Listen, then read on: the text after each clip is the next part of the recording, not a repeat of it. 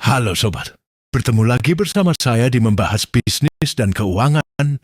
Tema kita kali ini membahas tentang memahami cara kerja uang. Jika kalian telah memahaminya, maka uang akan bekerja untukmu. Mari kita mulai. Dulu saya pernah percaya bahwa selama kita kerja keras, uang pasti akan datang. Bangun pagi, pulang malam. Lembur kalau perlu demi satu tujuan, supaya hidup bisa lebih nyaman. Tapi entah kenapa, setiap akhir bulan rasanya uang selalu menguap begitu saja. Gaji naik tapi dompet tetap terasa kempes. Banyak orang yang sudah merasa bekerja atau berbisnis banting tulang, tetapi tetap merasa tidak punya uang. Kata teman saya, uang sudah disembah, tetapi hidup masih susah payah. Dia mulai bertanya-tanya, apa benar kerja keras itu cukup? Apa memang seperti itu? Hidup orang dewasa selalu sibuk cari uang, tapi uangnya nggak pernah cukup. Di satu titik saya sadar, mungkin bukan karena saya kurang kerja keras, saya cuma nggak ngerti gimana cara uang bekerja. Itu titik baliknya. Saya mulai belajar membaca, nonton video, dengerin orang-orang yang paham keuangan. Dan dari situ saya sadar uang itu sebenarnya nggak serumit yang kita kira. Tapi kebanyakan dari kita termasuk saya, waktu itu nggak pernah diajarin cara mainnya. Kita sekolah belasan tahun, belajar matematika sampai rumus logaritma. Tapi nggak ada satupun pelajaran yang ngajarin. Gimana caranya biar uang kerja buat kita? Dan disitulah masalahnya. Karena kalau kamu nggak paham cara kerja uang, kamu bakal terus kerja untuk uang. Tapi kalau kamu ngerti cara uang bekerja, kamu bisa bikin uang kerja buat kamu. Dan mindset yang keliru soal uang. Wah, salah satu kesalahan paling besar yang saya dan banyak orang lain pernah buat adalah menganggap uang itu sebagai musuh atau sebaliknya sebagai tujuan akhir. Ada yang bilang uang bukan segalanya. Iya benar, tapi anehnya mereka tetap bangun pagi-pagi buat kerja cari uang. Ironis kan? Masalahnya bukan pada uangnya, tapi pada cara kita memandang uang. Kita tumbuh dengan pola pikir yang salah. Dari kecil kita diajari sekolah yang rajin, biar bisa kerja yang bagus. Dan definisi kerja bagus itu gaji tetap, kantor nyaman, dan aman sampai pensiun. Tapi nggak pernah ada yang ngajarin soal pengelolaan uang. Apalagi gimana bikin uang itu berkembang sendiri. Kita juga sering terjebak dalam satu mindset keliru, bahwa kerja keras pasti bikin kita kaya. Padahal kenyataannya banyak banget orang yang kerja dari pagi sampai malam, tapi tetap hidup pas-pasan. Sementara ada juga orang yang kelihatannya santai, tapi uangnya ngalir terus. Ya jadi pertanyaannya bukan lagi seberapa keras kamu bekerja, tapi lebih ke seberapa pintar kamu memahami sistem kerja uang. Contohnya gini, 2 orang sama-sama punya uang 1 juta, yang satu langsung habiskan buat gaya hidup. Beli sepatu baru, nongkrong atau upgrade HP. Yang satu lagi, investasikan 1 juta itu ke bisnis kecil atau reksadana. Beberapa tahun kemudian, nilai uang mereka beda jauh. Padahal modal awalnya sama. Pola pikir kita tentang uang menentukan keputusan keuangan kita. Dan keputusan-keputusan itu yang akan menentukan arah hidup kita. Yang lucu adalah banyak orang ingin kaya tapi nggak siap mengubah cara berpikirnya. Mereka ingin hasil yang beda tapi tetap pakai pola lama. Itu seperti orang yang mau kurus, tapi makannya tetap junk food tiap malam. Nggak bakal bisa. Pola pikir yang sehat soal uang bukan cuma soal menabung atau investasi, tapi tentang melihat uang sebagai alat, bukan sebagai tujuan. Uang itu seperti pisau, bisa buat masak, bisa juga buat menyakiti. Tergantung siapa yang pegang dan dipakai buat apa. Kalau kamu masih percaya bahwa kerja keras adalah satu-satunya jalan menuju kekayaan, mungkin saatnya untuk buka mata. Dunia sekarang sudah berubah. Yang dibayar tinggi bukan lagi yang paling capek, tapi yang paling bernilai. Dan untuk bisa jadi bernilai, kamu harus mulai belajar satu hal penting, yaitu cara kerja uang. Oke, jadi gimana sih sebenarnya cara kerja uang? Kalau kamu tanya ke kebanyakan orang, mereka akan jawab begini. Kerja, dapat gaji, bayar tagihan, sisanya ditabung kalau ada. Tapi itu bukan cara kerja uang, itu cara kerja kita buat uang. Masalahnya pola itu bikin kita terus ada di lingkaran yang sama. Kita kerja dapat uang, habis lagi. Ulang dari awal. Enggak heran kalau banyak yang ngerasa capek terus-terusan kerja. Tapi enggak pernah benar-benar maju. Cara kerja uang itu sebenarnya sederhana, tapi enggak diajarkan secara formal. Jadi gini, uang mengikuti nilai, bukan tenaga. Orang yang dibayar tinggi bukan selalu yang paling capek, tapi yang paling bernilai. Seorang influencer bisa dibayar puluhan juta hanya untuk posting. Sementara ada yang kerja di bawah matahari digaji UMR. Karena nilai yang mereka berikan ke pasar berbeda. Ya, jadi pertanyaannya, kamu sedang menambah nilai atau cuma menambah jam kerja? Hehe, uang punya 3 jalur utama: aktif, pasif, dan portofolio. Pendapatan aktif, uang dari hasil kamu kerja langsung, gaji fee, freelance.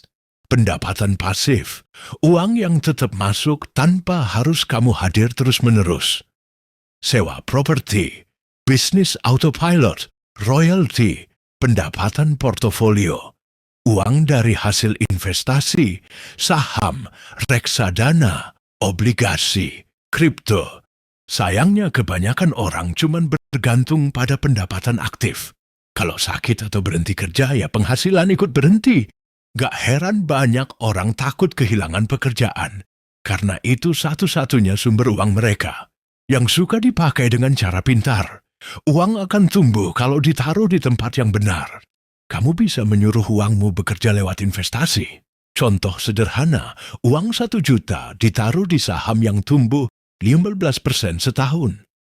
Tahun depan jadi Rp1.150.000 dan terus berkembang. Sementara uang yang sama kalau dipakai beli kopi kekinian tiap hari habis bahkan sebelum minggu pertama. Jadi uang itu seperti pekerja. Kamu bisa pilih mau suruh dia tidur di rekening biasa atau bekerja menghasilkan lebih banyak uang untukmu. Kunci utama dalam mempercepat pertumbuhan uang dengan cara leverage. Leverage artinya daya ungkit. Dengan sistem yang tepat, kamu bisa mengungkit waktu, tenaga, dan modal orang lain untuk membangun sesuatu yang lebih besar dari kemampuanmu sendiri. Contoh, kamu bisa jual produk lewat internet. Kamu cuma bikin sekali, tapi bisa dijual ratusan kali tanpa harus hadir. Atau kamu bisa buka bisnis kecil dan delegasikan ke orang lain. Kamu tetap punya kendali, tapi waktumu tidak tersedot terus-menerus. Banyak orang kaya ngerti prinsip ini. Mereka nggak kerja keras dalam artian fisik, tapi mereka kerja cerdas dengan mengatur sistem agar uang terus berputar. Intinya sederhana. Kalau kamu masih kerja untuk uang, kamu dibayar sekali. Tapi kalau kamu paham cara uang bekerja, uang bisa bayar kamu berkali-kali, dan itu baru permulaan. Dan kenapa sebagian orang selalu kehabisan uang? Ini bagian yang paling sering bikin geleng-geleng kepala. Kenapa ada orang yang gajinya naik tiap tahun, tapi kondisi keuangannya tetap stuck? Bahkan lebih parah, ada yang makin naik penghasilan, makin besar juga pengeluarannya. Saya pernah di titik itu. Gaji naik langsung upgrade lifestyle. Dulu naik motor, sekarang pengen mobil. Dulu makan di warteg, sekarang tiap minggu nongkrong di kafe. Dulu cukup pakai HP biasa, sekarang harus yang terbaru. Karena katanya kan hasil kerja keras masa, enggak boleh nikmatin. Boleh. Tapi kalau semua hasil kerja keras itu langsung habis buat kenikmatan sesaat, kapan bisa bebas secara finansial? Masalahnya bukan di jumlah uang yang masuk, tapi di bagaimana uang itu dikelola. Ada istilah yang namanya rat race. Kita kerja keras, dapat gaji, habiskan buat gaya hidup, lalu kerja lagi untuk nutup pengeluaran. Dan siklus ini terus berulang sampai akhirnya kita tua, lelah, dan sadar bahwa kita nggak pernah benar-benar pegang kendali atas uang. Yang bikin makin tragis, banyak orang bahkan nggak sadar mereka sedang terjebak. Mereka pikir kalau aku dapat gaji 2 kali lipat pasti lebih aman. Padahal saat gajinya naik, gaya hidupnya juga ikut naik. Bukan karena butuh, tapi karena ingin terlihat sukses. Dan media sosial punya peran besar dalam hal ini. Kita melihat orang lain liburan, beli barang-barang mewah, langsung kepancing buat ikut-ikutan. Padahal belum tentu mereka benar-benar mampu. Kadang itu cuma pencitraan. Di balik mobil mahalnya ada cicilan 5 tahun. Tapi karena kita merasa harus kelihatan sama, akhirnya kita juga mulai hidup dengan uang yang belum kita punya, alias ngutang. Belum lagi fenomena payday syndrome. Baru gajian langsung belanja impulsif. Traktir sana-sini, beli barang yang sebetulnya enggak terlalu dibutuhkan. 2 minggu kemudian saldo tinggal angka minimal lalu nyalahin nasib. Harga barang naik atau keadaan ekonomi. Padahal akar masalahnya enggak bisa mengelola uang dengan benar. Ada orang yang gajinya UMR tapi bisa menabung dan investasi. Tapi ada juga yang gajinya 2 digit, hidupnya tetap penuh cicilan. Artinya, kemampuan mengelola uang lebih penting daripada seberapa besar pendapatan. Masalah keuangan itu jarang karena kurang uang, lebih sering karena salah kelola uang. Jadi kalau kamu sering merasa kehabisan uang, coba tanya hal-hal ini ke diri sendiri. Apakah aku tahu kemana perginya uang setiap bulan? Apakah aku membedakan antara kebutuhan dan keinginan? Apakah aku mengatur uang atau uang yang mengatur aku? Kalau jawabannya masih kabur, berarti kamu belum pegang kendali. Dan selama kamu belum pegang kendali, kamu akan terus merasa kurang. Enggak peduli seberapa besar penghasilanmu. Ingat, uang harus dikelola, bukan ditakuti. Banyak orang yang sebenarnya bukan gak mampu mengelola uang. Mereka cuma takut. Takut ngelihat angka-angka. Takut tahu kenyataan kalau pengeluarannya lebih besar dari pendapatannya. Takut sadar bahwa gaya hidupnya terlalu tinggi. Jadi daripada hadapi kenyataan, mereka pura-pura sibuk. Sibuk kerja, sibuk belanja, sibuk cari kesenangan sesaat buat nutupin kecemasan jangka panjang. Tapi begini, uang nggak pernah salah. Yang salah itu cara kita memperlakukannya. Dan kalau kita nggak mau belajar ngatur uang sekarang, cepat atau lambat, kita akan dipaksa belajar dengan cara yang lebih menyakitkan. Entah itu lewat utang yang menumpuk, tabungan yang habis, atau masa depan yang enggak pasti. Mengelola uang itu bukan tentang jadi pelit. Bukan berarti kamu enggak boleh jajan, enggak boleh healing, atau enggak boleh nikmatin hidup. Tapi tentang menyadari batas dan prioritas. Contoh gampangnya begini. Banyak orang bilang enggak punya uang buat nabung. Tapi kalau ada konser, diskon, atau HP baru, entah gimana caranya, uang itu tiba-tiba ada. Artinya bukan uangnya yang kurang, tapi niatnya yang nggak kuat. Uang itu netral. Dia bisa jadi alat yang bantu kamu hidup lebih tenang. Atau sebaliknya, jadi sumber stres yang terus menghantui. Dan satu hal penting yang jarang disadari mengelola uang atau mengelola hidup, karena uang itu nyambung ke semua aspek kehidupan. Keluarga, kesehatan, bahkan hubungan sosial. Banyak pasangan ribut karena masalah finansial. Banyak orang kerja mati-matian sampai sakit karena kejar kebutuhan. Banyak anak muda stres karena tekanan gaya hidup yang enggak realistis.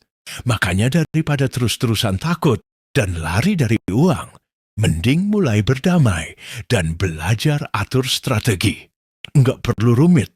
Mulai dari hal sederhana. Catat semua pemasukan dan pengeluaran.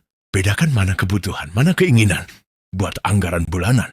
Sisihkan untuk dana darurat dan investasi. Baru sisanya boleh dipakai senang-senang. Kalau kamu bisa hidup di bawah kemampuanmu sekarang, maka kamu sedang memberi ruang untuk hidup lebih tenang di masa depan. Percayalah, orang yang benar-benar kaya bukan yang terlihat mewah, tapi yang hidupnya tenang karena sudah siap menghadapi apapun yang datang, lalu menyuruh uang bekerja untuk kita. Ini dia inti dari semuanya. Kenapa harus memahami cara kerja uang? Karena percaya atau enggak, uang itu bisa disuruh kerja serius. Dan bukan cuma lewat kerja lembur atau buka usaha, tapi lewat pemahaman yang benar tentang cara uang berkembang. Masalahnya kita dari kecil lebih sering diajarin cara cari uang, bukan cara manfaatin uang. Sekolah ngajarin matematika, tapi nggak ngajarin manajemen keuangan. Kita disuruh kerja keras, tapi nggak pernah dikasih tahu bahwa uang bisa bertumbuh sendiri kalau tahu caranya Uang itu seperti karyawan. Kalau kamu taruh dia di tempat yang tepat, dia bisa menghasilkan lebih banyak uang untuk kamu. Tapi kalau cuman kamu simpen diam-diam di bawah bantal, atau habisin buat gaya hidup, dia ya cuma diam aja, nggak ngapa-ngapain. Nah, jadi bagaimana cara menyuruh uang bekerja untuk kita?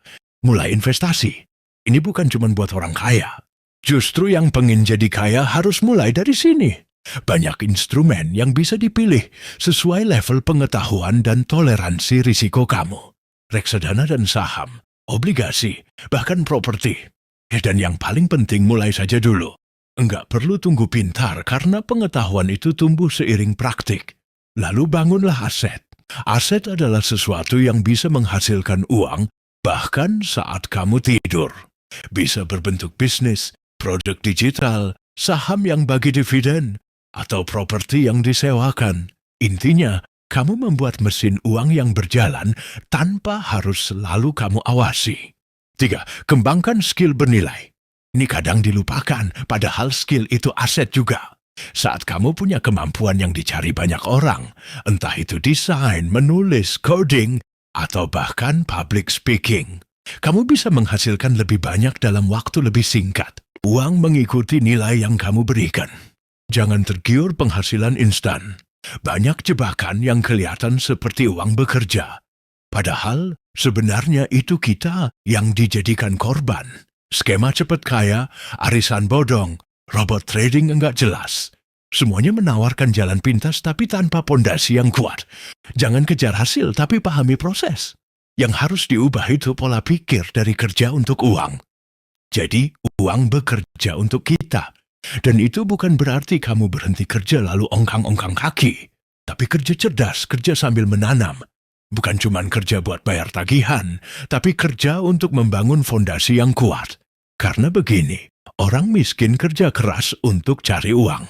Orang kelas menengah kerja keras, lalu beli liabilitas yang terlihat seperti aset.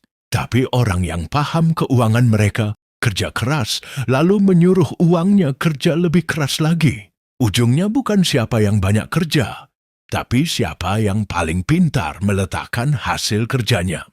Bangun kemandirian finansial, bukan mimpi tapi pilihan. Kita sering dengar kata kebebasan finansial atau kemandirian finansial dan langsung kebayang hidup mewah. Enggak kerja tapi duit ngalir terus. Liburan keliling dunia, bangun siang tanpa mikir tagihan. Kedengarannya kayak mimpi ya. Tapi sebenarnya itu bukan mimpi, itu pilihan. Bukan pilihan yang instan memang, tapi bisa dicapai kalau kita mau disiplin, sabar, dan sadar arah. Kemandirian finansial bukan berarti jadi miliarder ya. Bukan juga harus punya rumah 3 lantai atau mobil sport, tapi cukup punya kendali atas hidup tanpa harus terus-terusan mikir, kalau besok kehilangan kerjaan, aku makan apa ya? Kalau ada keluarga sakit, duitnya dari mana? Kapan bisa berhenti kerja karena capek? Kemandirian finansial itu soal ketenangan. Soal punya pilihan. Mau kerja karena suka, bukan karena terpaksa. Mau ambil cuti tanpa harus takut uang habis. Mau nolak tawaran kerja yang gak sesuai prinsip, karena tahu kamu masih bisa hidup tanpa itu. Dan itu semua dimulai dari keputusan-keputusan kecil hari ini. Keputusan untuk mulai belajar soal keuangan. Walau sedikit-sedikit. Keputusan untuk menyisihkan sebagian penghasilan meski cuma 5 atau 10%. Keputusan untuk bilang enggak pada pengeluaran impulsif karena tahu kamu punya tujuan yang lebih besar. Masalahnya banyak orang enggak sabar. Mereka selalu ingin hasil cepat. Lihat orang lain sukses langsung minder. Padahal enggak tahu proses di balik layar. Enggak tahu berapa tahun itu hidup sederhana, kerja keras, belajar jatuh bangun. Sampai akhirnya bisa nikmatin hasilnya. Kemandirian finansial itu kayak nanam pohon. Awalnya nggak kelihatan hasil. Tapi kalau kamu rajin siram, rawat, sabar, suatu saat kamu bakal panen buah yang bisa kamu nikmati sepanjang hidup. Dan satu hal penting, bukan seberapa cepat kamu sampai, tapi seberapa konsisten kamu jalan. Kamu boleh mulai dari kecil, boleh pelan, yang penting nggak berhenti. Karena kalau kamu terus jalan, satu langkah lebih dekat ke kebebasan finansial adalah satu langkah lebih jauh dari hidup penuh kecemasan. Jadi kalau hari ini kamu masih hidup dari gaji ke gaji, masih takut kehilangan penghasilan, masih enggak punya tabungan atau investasi, enggak masalah. Yang penting kamu sadar dan mulai bergerak. Karena kemandirian finansial itu bukan untuk orang pintar, bukan juga untuk orang kaya, tapi untuk orang yang siap memilih jalan berbeda dan tetap konsisten di jalurnya. Pada akhirnya uang itu cuma alat. Dia bukan tujuan akhir, tapi alat yang bisa bantu kamu hidup dengan lebih tenang, lebih layak dan lebih bermakna. Masalahnya banyak orang memperlakukan uang seperti raja. Hidup mereka dikendalikan oleh angka, dikejar-kejar tagihan, dibutakan oleh gengsi, dibatasi oleh ketakutan. Padahal seharusnya kita yang punya kendali atas uang, bukan sebaliknya. Kamu nggak harus jadi kaya raya buat merasa cukup. Tapi kamu harus cukup sadar buat tahu bahwa uang bukan soal berapa banyak yang kamu punya, tapi seberapa bijak kamu mengelolanya. Karena percuma punya penghasilan besar kalau semua habis buat gaya hidup. Percuma terlihat sukses di luar kalau dalam hati kamu selalu cemas soal masa depan. Saya pribadi percaya semakin kamu paham cara kerja uang, semakin tenang hidupmu. Kamu nggak lagi panik kalau gaji telat. Kamu nggak gampang tergoda ikut-ikutan tren. Dan yang paling penting, kamu punya arah dan punya misi yang jelas. Nggak cuma hidup buat hari ini, tapi juga buat masa depan yang lebih kuat. Uang itu nggak akan pernah cukup kalau kamu nggak pernah merasa cukup. Tapi uang juga bisa jadi sumber kekuatan kalau kamu tahu cara memperlakukannya. Bukan sebagai musuh, bukan juga sebagai beban, tapi sebagai rekan yang kamu ajak kerjasama untuk membangun kehidupan yang kamu inginkan. Ya, jadi kalau ada satu hal yang bisa kamu bawa pulang dari semua ini, yaitu jangan cuma kerja keras untuk uang, tapi kerja cerdas agar uang bekerja untukmu. Karena hidup terlalu singkat untuk dihabiskan hanya mengejar uang tanpa pernah benar-benar memahaminya.